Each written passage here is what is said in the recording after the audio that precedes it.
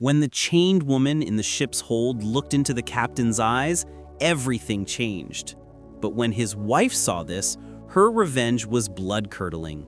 This story took place in the cold winter nights of 1642, in the deep waters of the Mediterranean Sea. A love story. But not an ordinary love story, a forbidden, dangerous, and deadly love. A love beyond class, chains, and fate.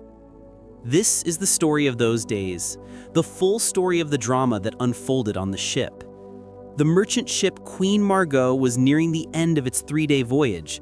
Loaded with spices, silk, and gold from Istanbul, the ship was heading towards the port of Venice. There were 15 crew members on deck, all experienced sailors. In the captain's cabin sat the ship's true owner and commander, Captain Aldric Blackwood.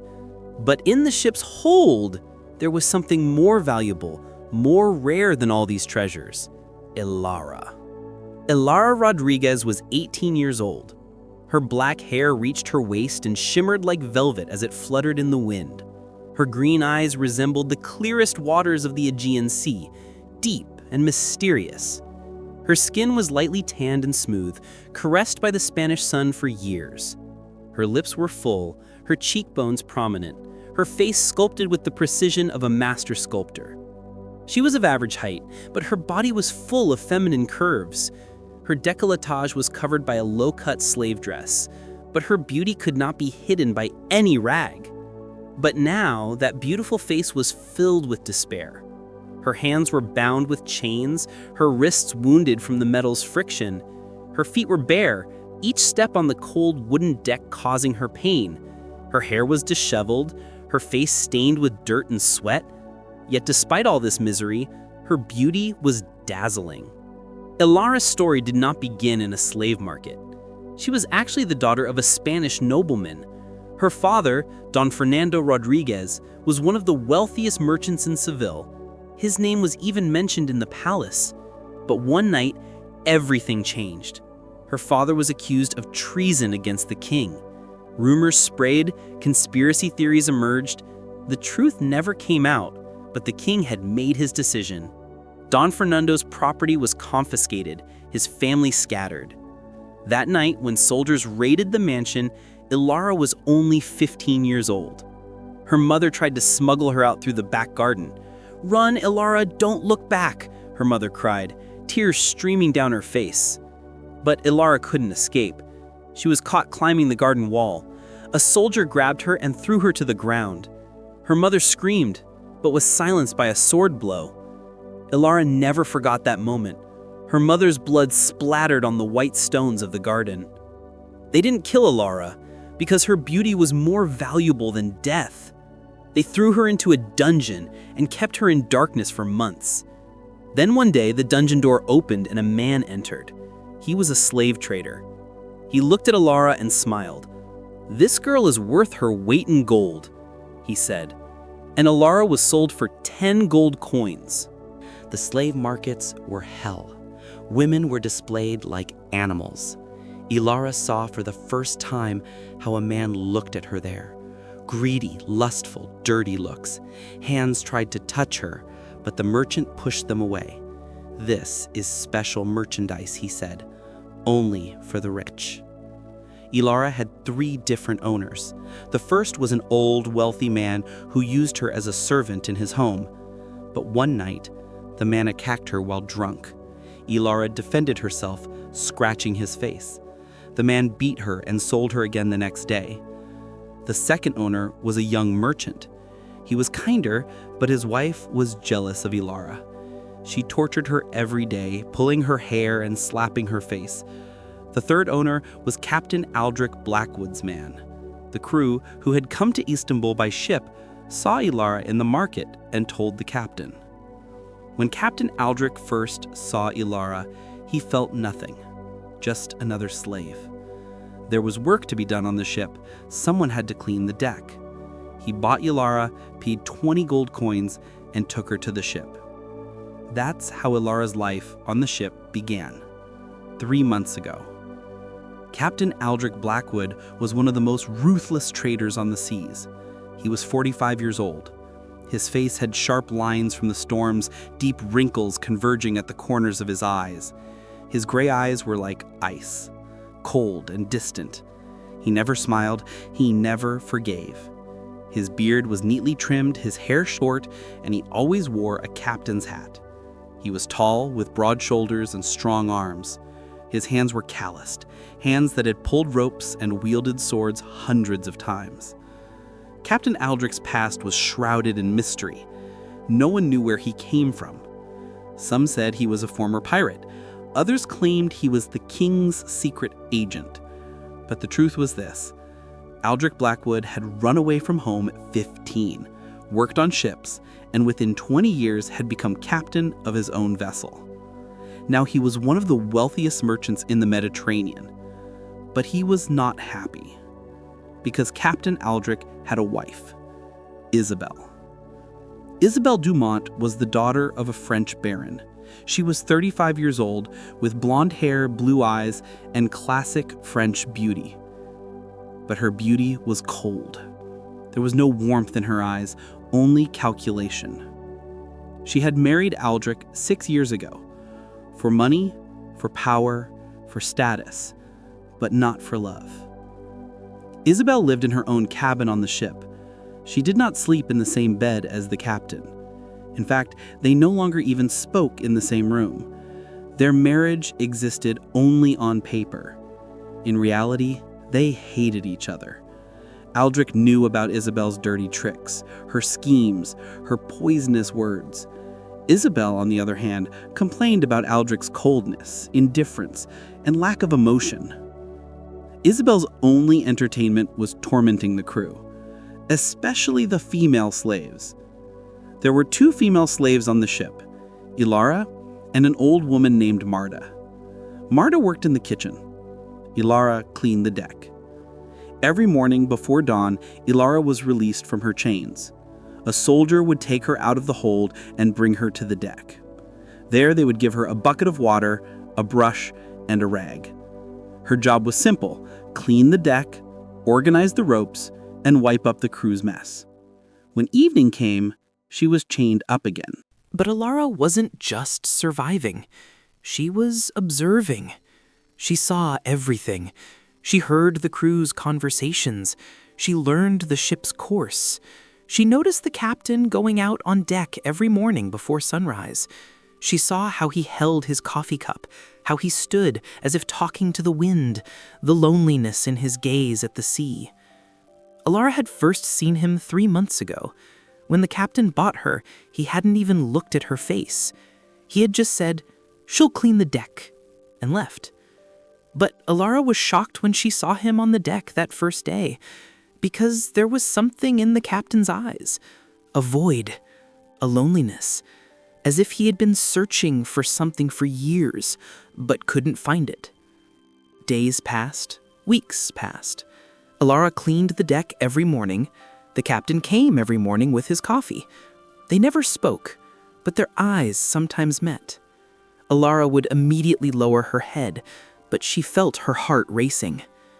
One morning, the wind blew very hard. Ilara was trying to organize a pile of ropes on the deck, but the rope was heavy, and Ilara was weak. She lost her balance and was about to fall. At that moment, a hand caught her. A strong, warm hand. Captain Aldric's hand. "Be careful," Aldric said, his voice deep and slightly hoarse. Ilara held her breath.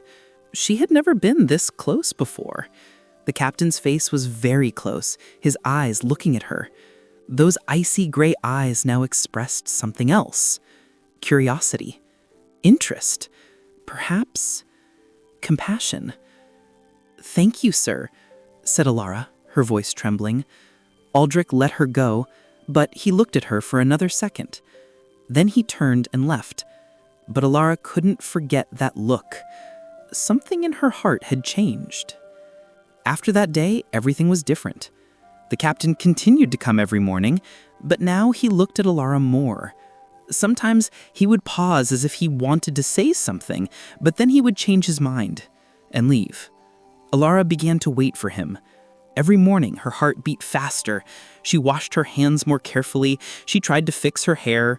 She didn't know why she was doing it, but she did. One night, a storm broke out. Waves crashed against the ship. The wind tore up the sails. The crew ran around in panic. Alara sat in the hold with chains on her, but the rocking of the ship frightened her. Suddenly, water began to pour into the hold.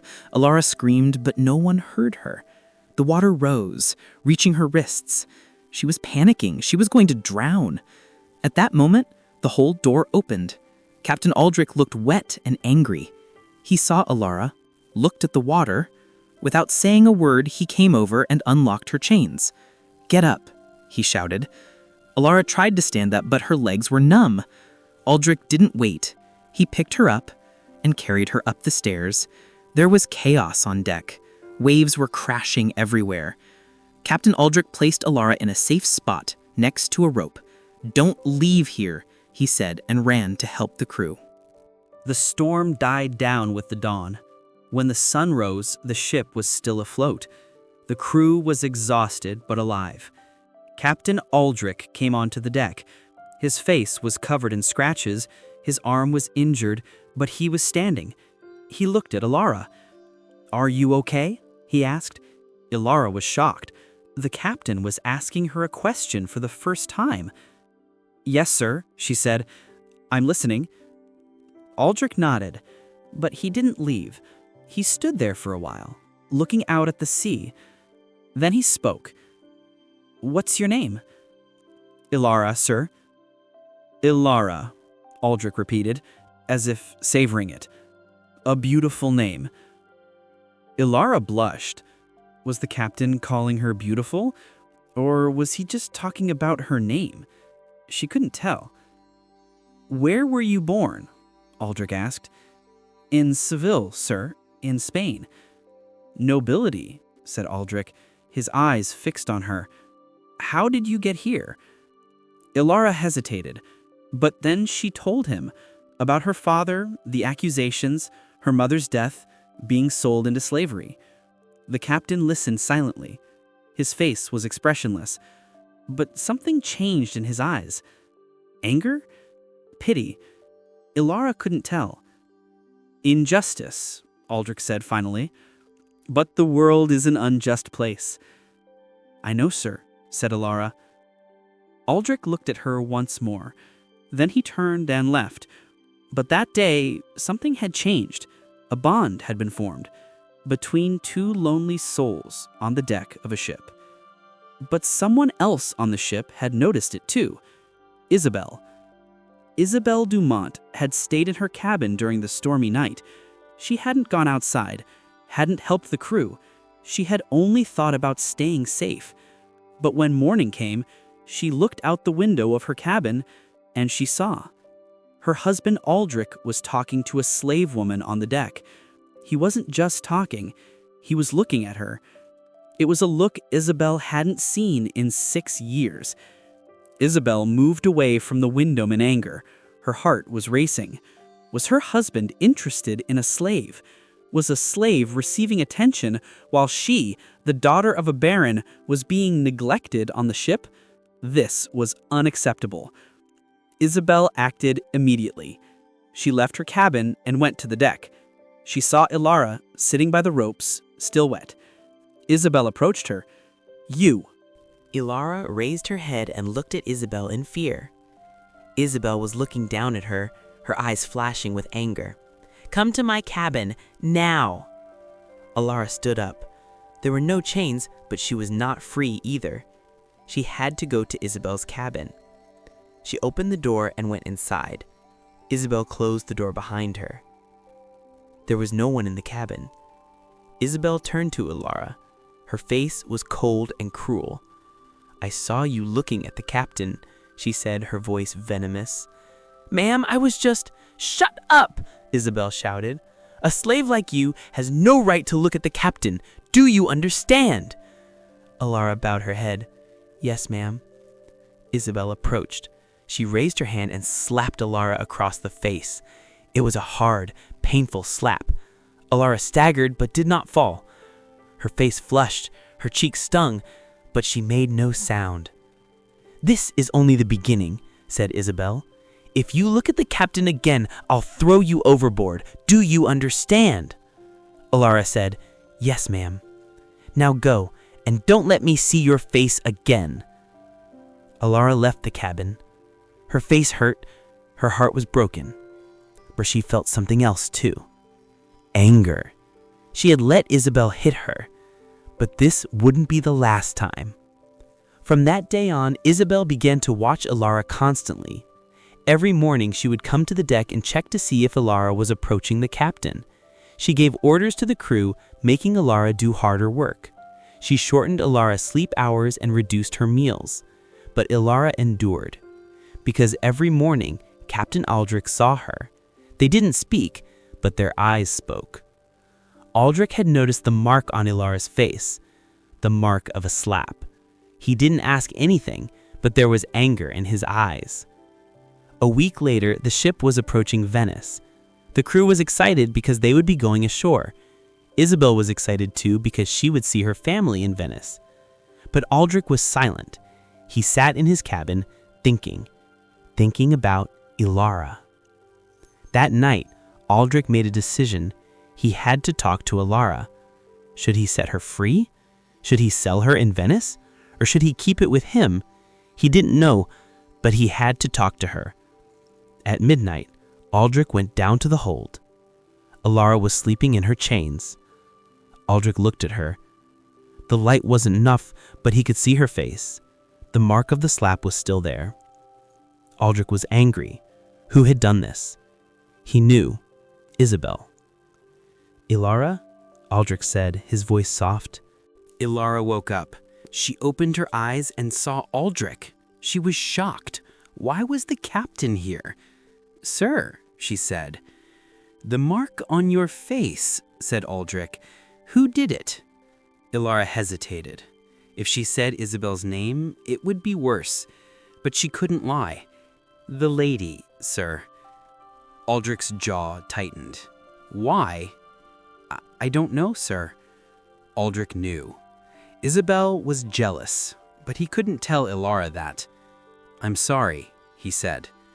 Alara was surprised. Was the captain apologizing? "Sir, it's not your fault." "It happened on my ship," Aldric said. "It's my responsibility." The two looked at each other silently. In that dark hold, a bond was forming. Aldric leaned toward Alara. He reached for the chains on her hands. "I must set you free," he said. "Why?" asked Alara. "Because you don't deserve this treatment." "But I am a slave." "No," Aldric said, his eyes fixed intently on her. "You are not a slave. You are different." Ilara's heart raced. Was the captain calling her different? "Master, where would I go? Even if I were free, I have no money, no family." Aldric paused. It was true. Even if he freed Alara, what would she do alone in Venice? Another slave trader would capture her, perhaps sell her to a worse place. "I can protect you," Aldric said. "How?" "You can stay on the ship, but as a free woman, not a slave." Alara closed her eyes. Was this a dream? Was the captain protecting her? "But ma'am, Isabel won't have anything to say about you," Aldric said, his voice firm. "If I set you free, she won't have any authority over you." "But she's your wife." Aldric's face darkened. On paper, not in reality. Alara was shocked. The captain was talking about marriage to a slave. This was very dangerous. "Sir, this is very dangerous. If the lady finds out..." "She'll never find out," said Aldric. Then he did something that took Alara's breath away. He touched her face, lightly, almost without touching, where the slap had left its mark. "No one will ever touch you again, I promise." Alara trembled. The captain's hand was warm, soft. No one had ever touched her like this, gently, compassionately. Her eyes filled with tears. "Why?" she whispered. "Why are you helping me?" Aldric pulled back. There was confusion in his eyes. It was as if he didn't know the answer himself. "I don't know," he said finally, "but I know I can't live without you." The words hung in the air. Both were shocked. Aldric had meant to say those words, but they had slipped out. Alara couldn't believe what she had heard. Was the captain saying he needed her? "Sir, I'm just a slave," said Alara. "No," Aldric said, his voice strong now. "You are Alara, and I want you." Silence. Only the creaking of the ship and the sound of the waves. Two hearts beating fast. Two souls on the brink of love. Forbidden, dangerous, impossible love. Alara slowly stood up. The chains were still there, but they didn't matter. She approached Aldric.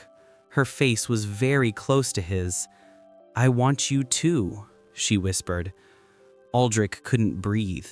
This woman, this beautiful, strong, proud woman, wanted him? He brought his hand to Alara's hair. It was soft, like silk. He brought his face closer to hers. Their lips were about to touch. "Aldric!" Isabel's scream echoed through the ship. They both flinched. Aldric immediately pulled away. Alara crouched down, pretending to check her chains. Footsteps were approaching. Isabel went down to the hold.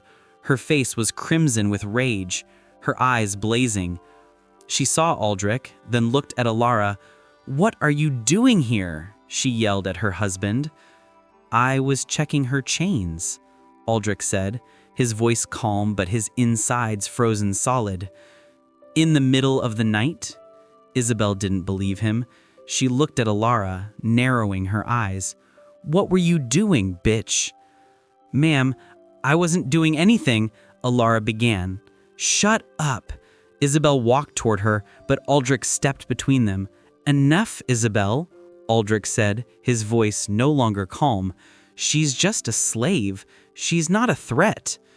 Isabel looked at her husband's face. She saw something in his eyes. Protection. Was the captain protecting this slave? Are you involved with this woman?" she said, her voice trembling with anger. "Don't be ridiculous," said Aldric. "Don't lie to me," Isabel screamed. "I can see it. I can see the way you look at her. You never looked at me like that." Aldric remained silent, because it was true. He had never looked at Isabel like that, because he had never loved Isabel. Isabel understood. The silence was the answer. "You're despicable," she said, tears streaming down her face. "Are you abandoning me, a baron's daughter, for a slave?" "I'm not abandoning anyone, but you never loved me either, Isabel. We both know that." "But I am your wife!" "On paper." Isabel was struck as if by a blow. Her face turned chalk white. Then she turned to Alara. "You," she said, her voice venomous. "You did this. You took him from me." "Ma'am, I did nothing." "Liar." Isabel lunged at Alara, but Aldric held her back. "Back off, Isabel," Aldric said. Isabel struggled in her husband's arms. "Let me go. I'll kill that bitch." "Go back to your quarters," Aldric said, his voice now a command. "Now." Isabel stopped. She looked into her husband's eyes, cold, determined eyes. She understood that Aldric would protect Alara, even against her. "You'll regret this," Isabel said, her voice low but threatening. "You'll both regret this." Isabel turned and climbed the stairs. Her footsteps faded. Only Aldric and Alara remained in the barn. Both were breathless. "I'm sorry," said Aldric. "She can't hurt you anymore." "But she's right," said Alara, tears streaming down her cheeks. "I came between you. I'm a slave, and I ruined a marriage." "No," said Aldric, holding Alara's shoulders. "My marriage to Isabel ended 6 years ago. We were just playing a role. But with you, everything is real.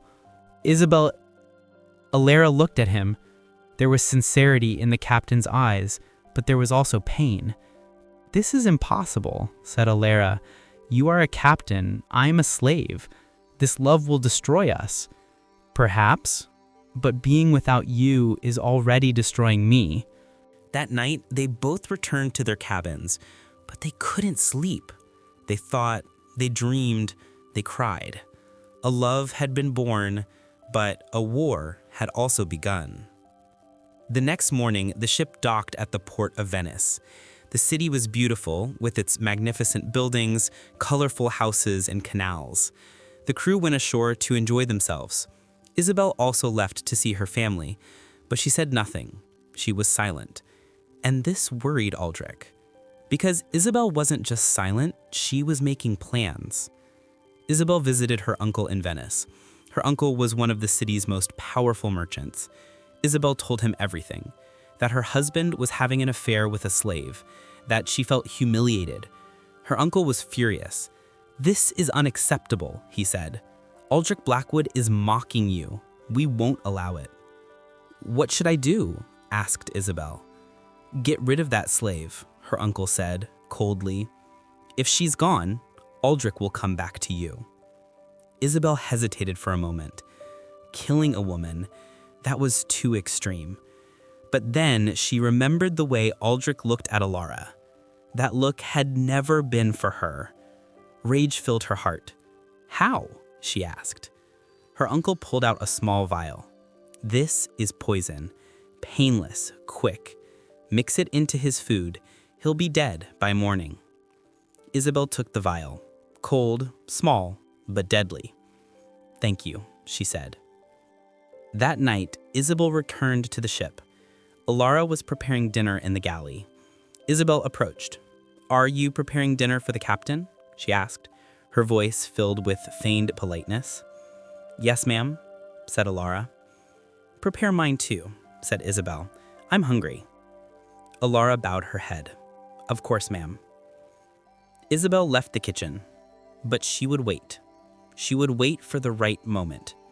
When Alara prepared the meal, she would mix in the poison. But Isabel didn't know that Aldric was also making plans. Aldric had decided to set Alara free. That night, he prepared the legal documents. Alara was no longer a slave. She was a free woman. Aldric would give her money too, enough money to start a new life in Venice. But he didn't ask Alara. He didn't talk to her because he was afraid. If he asked Alara, she might leave him, and Aldric knew he couldn't bear that. That night, he sat in his cabin and left the papers on the table. He would give them to Alara tomorrow, and then perhaps he would lose her. At midnight, a scream rang out on the ship. Aldric rushed out of his cabin. He went up on deck. The crew was running around. A man was shouting, "Captain, there's a fire in the galley." Aldric rushed into the kitchen. Smoke was billowing. Flames were climbing the wooden walls. And there, on the floor, lay Alara, motionless. "Alara!" Aldric plunged inside. The fire touched him, but he didn't care. He picked Alara up in his arms and carried her outside. He laid her on the deck. Her face was black. She couldn't breathe. "Breathe!" Aldric shouted. "Alara, breathe!" The ship's doctor came and examined Alara. "She inhaled smoke," he said, "but she's alive. Lucky." Aldric relaxed, but something was bothering him. How had the fire started? Alara was preparing food in the galley. But why was she in the galley at midnight? The crew put out the fire. The damage was extensive, but the ship didn't sink. Alara was moved to the captain's cabin. She lay there for hours. Aldric didn't leave her side. At dawn, Alara opened her eyes. She saw Aldric. "Sir," she said, her voice hoarse. "Hush," said Aldric. "Don't talk. Rest." "The fire," said Alara. "How did it start?" asked Aldric. Alara hesitated. Then she remembered. She was preparing food in the kitchen. Isabella had come. She had been given something to drink. Wine? Then everything went blurry. She remembered falling to the floor, then nothing. Ma'am, she gave me something to drink. Aldric's face darkened. What? I don't know, but then everything went dark. Aldric understood. Isabel had poisoned Alara, or tried to, but something had gone wrong. Maybe Alara hadn't drunk the wine, maybe she had spilled it, and the fire was no accident. Isabel had started the fire to destroy the evidence. Where is she? Aldric asked, his voice low and threatening. I don't know, sir. Aldric stood up. He left the cabin. He went to Isabel's cabin. He knocked on the door. No answer. He opened the door. The room was empty. Isabel was gone. Aldric went out on deck. He asked the crew, "Where is the lady?" "She went ashore, Captain," said a man. "Early this morning. She took a boat." Aldric understood. Isabel had run away. Maybe she had gone to her family. Maybe somewhere else. But she was gone. Aldric returned to his cabin. Alara was still lying there. Her eyes were open, staring at him. "Did she go?" she asked. "Yes," said Aldric, "and she won't be coming back." "Your wife?" "She was never my wife," said Aldric. He went to the table, picked up the papers, and handed them to Alara. "These are for you." Alara looked at the papers. She couldn't read them, but something was written there. "What is this?" "Your freedom papers," said Aldric. "You are free now, Alara. No one can call you a slave anymore, and this is money, enough money to start a new life in Venice." Alara was shocked. Freedom. She had dreamed of this her whole life, but now, in the captain's cabin, holding her freedom in her hands, she felt something. Sadness. "Are you sending me away?" she asked, her voice trembling. Aldric looked at her. There was pain in his eyes. "No, but you may want to go.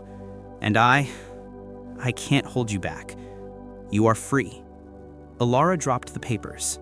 She got out of bed and walked towards Aldric. Her face was very close to his. "What if I don't want to go?" she asked. Aldric held his breath. "Alara, what if I want to stay with you?" Alara repeated.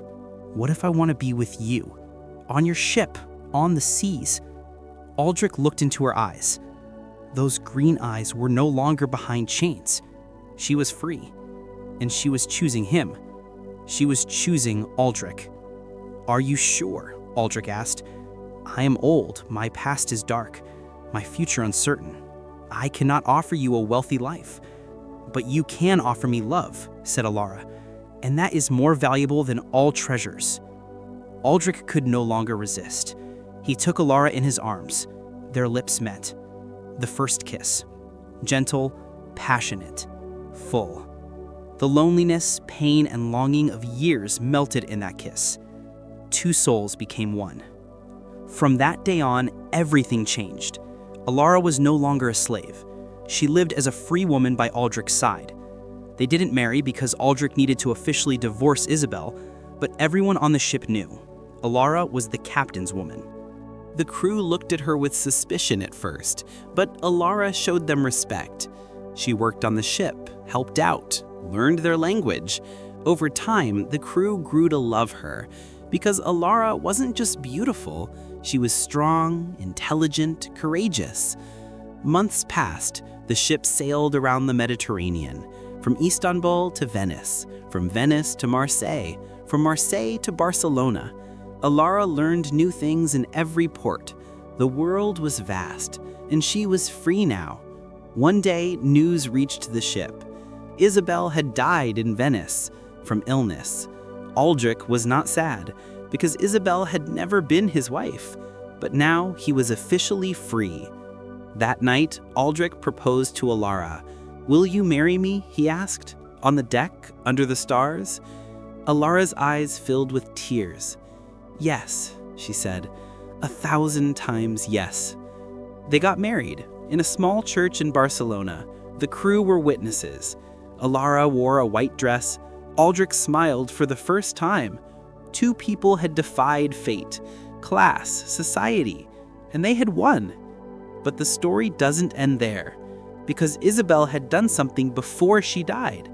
She had reported Aldric to the Venetian court. She accused him of abandoning a noblewoman, of damaging her honor. And the court punished Aldric. His ship would be confiscated. When the news arrived, Aldric and Alara were in Marseille. Aldric was furious. "I gave my whole life to this ship," he said. "They can't take it." "What shall we do?" asked Alara. Aldric thought. Then he decided. "We'll flee." "Where to?" "To the New World," said Aldric. "To America. We'll build a new life there." Alara smiled. "I'll go anywhere with you." The ship left Marseille at midnight. By the time the court officials arrived, the ship was already far away. Aldric changed all his flags. It was no longer a Venetian ship. It was a free ship. They crossed the Atlantic. They fought storms, pirates, hunger. The journey took 3 months, but finally they reached the shores of America. Alara cried when she saw the New World for the first time, because this was truly a new beginning. The chains of the past had been left behind in Europe. Here she was free. Aldric and Alara bought a small house on the shore. They sold the ship and used the money to open a shop. It was a modest life, but they were happy, because they were together. A year later, Alara became pregnant. A girl was born. They named her Isabella, not after the name Isabel, but after the Spanish name meaning beauty. The child had her mother's green eyes and her father's strong character. Years passed. Aldric grew old, but Alara was always by his side. They grew old together, laughed together, cried together. They had 2 more children, a boy and a girl. The house was filled with the sounds of children. When Aldric was 65, one day he said to Alara, "Do you know what I regret?" "Why?" asked Alara. "That I bought you as a slave that day. I stole your freedom." Alara smiled. She was 40 now, but still beautiful. "No," she said, "you gave me freedom, true freedom, freedom that comes with love." When Aldric died, Alara was by his side. She held his hand. With his last breath, he said, "I love you." "I love you too," said Alara. "Forever." Alara lived 10 more years. She saw her grandchildren, played with them, and every day she went to the shore and looked at the sea, because the sea reminded her of Aldric, that ship, that first glance, that forbidden love. When she died, Alara was smiling, because she knew that on the other side, Aldric was waiting for her, and once again, on a ship, on the seas, they would be together forever. This was the story of the slave woman's forbidden love, a love that had broken chains, a love that had crossed seas, a love that had even conquered death. Because true love never dies. It only changes form. It lives in a memory, a smile, a touch, and if it is strong enough, it transcends time, space, and fate. Alara and Aldric had proven this. 2 lonely souls had found each other on a ship, and even though the world stood against them, they stood together until the end. And if there is a lesson to be learned from this story, it is this: love knows no class. Love knows no status. Love recognizes only 2 hearts. And if those 2 hearts beat as one, no power can separate them. That first glance in the ship's hold was the beginning of a love story, but it was also the beginning of a revolution. Alara didn't just win her own freedom, she gave hope to all women, all slaves, all the oppressed, because she showed that chains are not only made of metal, the real chains are in our minds, and if we free our minds, no chains can hold us. Aldric had also learned something. Love is not about possession. Love is about setting free. When he set Alara free, he truly won her, because Alara stayed by his side not out of obligation, but out of choice. And Isabel. Isabel had paid the price of hatred. She had turned love into poison, tried to destroy happiness, but in the end, she had destroyed herself, because hatred consumes those who carry it. This story took place in the year 1642, but it is still relevant today, because love never changes. People change, times change, but hearts always seek the same thing: to be understood, to be accepted, to be loved. Alara and Aldric had found it. In the hold of a ship, in the middle of the sea, in the most impossible place, the most beautiful love was born. And if you too are looking for an Alara or an Aldric in your life, know this: love is found in the most unexpected places. Maybe on a ship, maybe in a library, maybe in a park. But when you find it, hold on to it. Don't let go, because true love comes only once in a lifetime. And remember this too: every love is a battle against society, against prejudice, against fate. But if the love is real, it's worth fighting for, because in the end, love always wins. Alara and Aldric's story is proof of this. Two people fought against the whole world, and they won, because love is the world's most powerful weapon. The story that began in the ship's hold ended with a home. The story that began with chains ended with freedom.